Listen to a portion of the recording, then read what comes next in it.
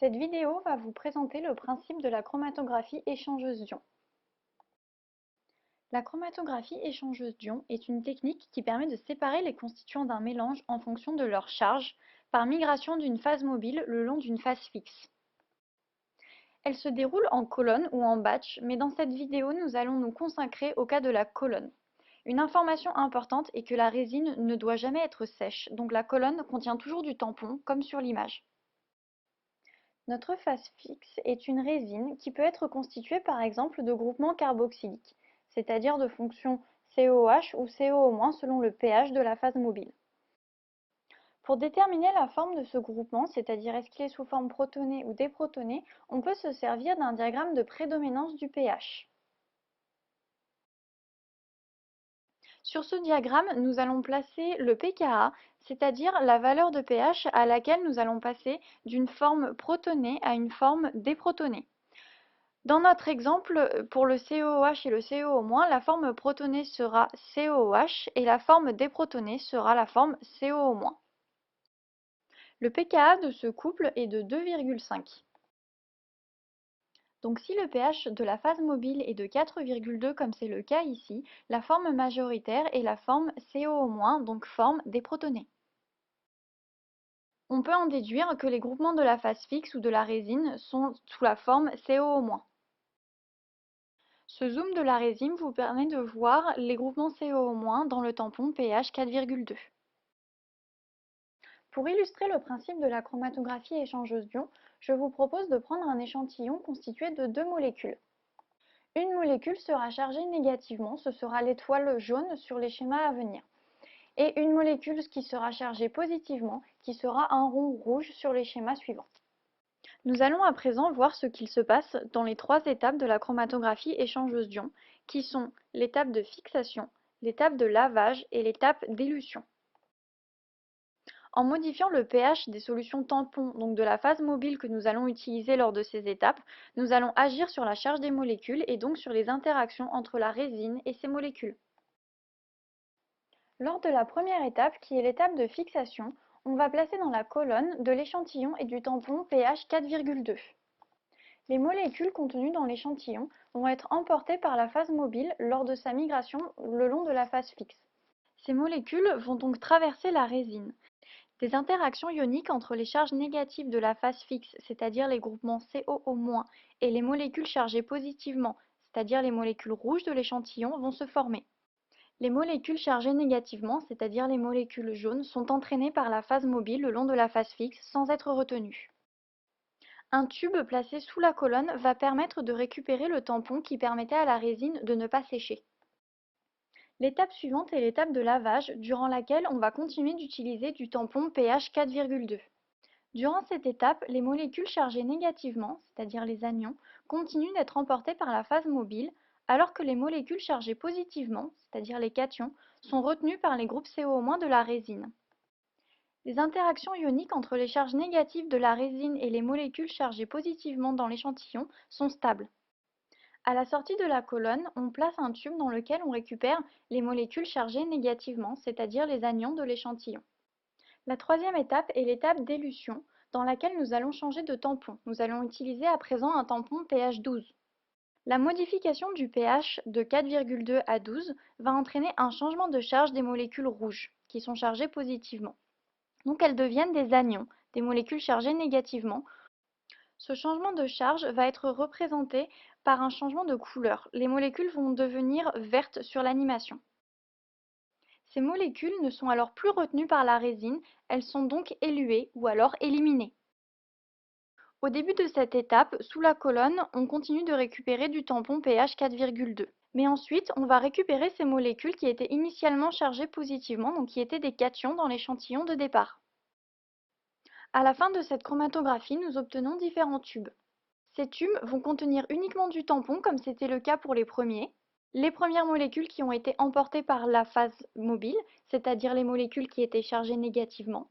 Et enfin, dans les dernières fractions, nous allons avoir les molécules chargées positivement qui ont été éluées lors de la dernière étape. Cette méthode a donc bien permis de séparer les constituants d'un échantillon selon leur charge. Je vous propose de voir un exemple d'application de séparation de deux acides aminés. qui seront l'acide aspartique et l'arginine. Nous allons donc étudier ces deux molécules pour voir leur charge au pH 4,2 et 12 afin de déterminer lequel de ces deux molécules va se fixer à la résine et laquelle va être éliminée dès l'étape de lavage. Commençons par l'acide aspartique dont la formule apparaît à l'écran. On retrouve une fonction amine, une fonction acide carboxylique et une chaîne latérale R comme pour chaque acide aminé. Ces fonctions changent selon le pH, elles seront déprotonées ou protonées lorsque le pH sera supérieur ou inférieur à leur pKa. Les pKa sont les suivants: 2,1 pour la fonction acide carboxylique qui passera alors de COOH à COO-, 3,9 pour la fonction acide carboxylique sur la chaîne latérale, et enfin 9,8 pour la fonction amine, on passera alors de NH3+ à NH2. Pour nous aider, nous allons tracer le diagramme de prédominance du pH de cet acide aminé avec ces 3 pKa qui vont apparaître, donc 2,1, 3,9 et 9,8. Le premier groupement à perdre un proton est celui-ci. L'acide aspartique devient alors la molécule suivante. À un pH de 3,9, le groupement qui va être déprotoné est le groupement de la fonction de la chaîne latérale. Donc la formule de l'acide aspartique change de nouveau. Enfin, à un pH de 9,8, c'est la fonction amine qui perd un proton. On peut alors, grâce à ce diagramme, déterminer la charge de l'acide aspartique à différents pH. À un pH inférieur à 2,1, l'acide aspartique est chargé positivement. La transformation du groupement COOH en groupement COO- au pH de 2,1 entraîne un gain d'une charge négative. Donc la charge globale de l'acide aminé sera neutre. Au pH de 3,9, on gagne de nouveau une charge négative.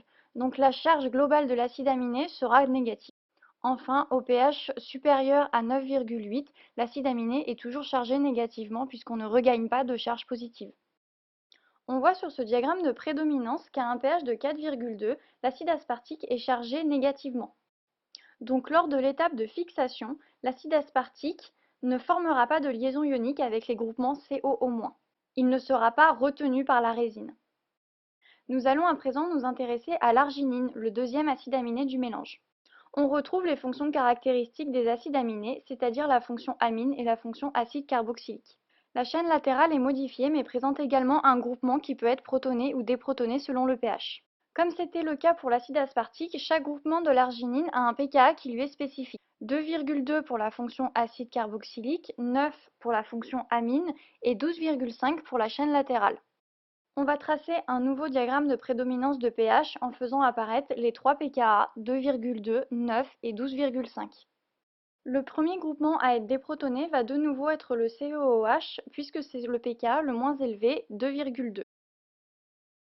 La formule de l'arginine va alors être la suivante. Le deuxième groupement qui va perdre un proton va être la fonction amine puisque son pKa est de 9. Donc la formule de l'arginine change une deuxième fois.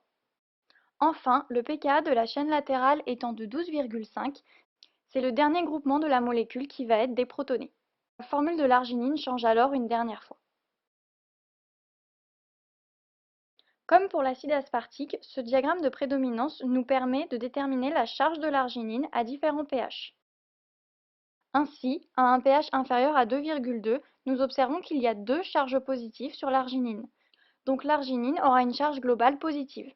Pour un pH compris entre 2,2 et 9, l'arginine perd une charge positive, mais il en reste tout de même une. Donc sa charge globale reste positive. Pour un pH compris entre 9 et 12,5, la molécule a autant de charges positives que de charges négatives. Donc sa charge globale est neutre. Et enfin, pour un pH supérieur à 12,5, sa charge globale est négative. À un pH de 4,2, qui est le pH de l'étape de fixation, la charge globale de l'arginine est donc positive. Elle pourra donc former des liaisons ioniques avec les groupements COO- de la résine, et donc elle sera retenue. Lors de l'étape de l'élution, où le pH sera changé de 4,2 à 12, l'arginine sera en charge neutre et donc sera éluée. Si nous reprenons le schéma que nous avions vu à la fin de l'étape de l'élution, pour notre exemple, les premières fractions contiendront de l'acide aspartique et les dernières fractions contiendront de l'arginine. J'espère que cette vidéo vous aura aidé à comprendre le principe de la chromatographie échangeuse d'ions.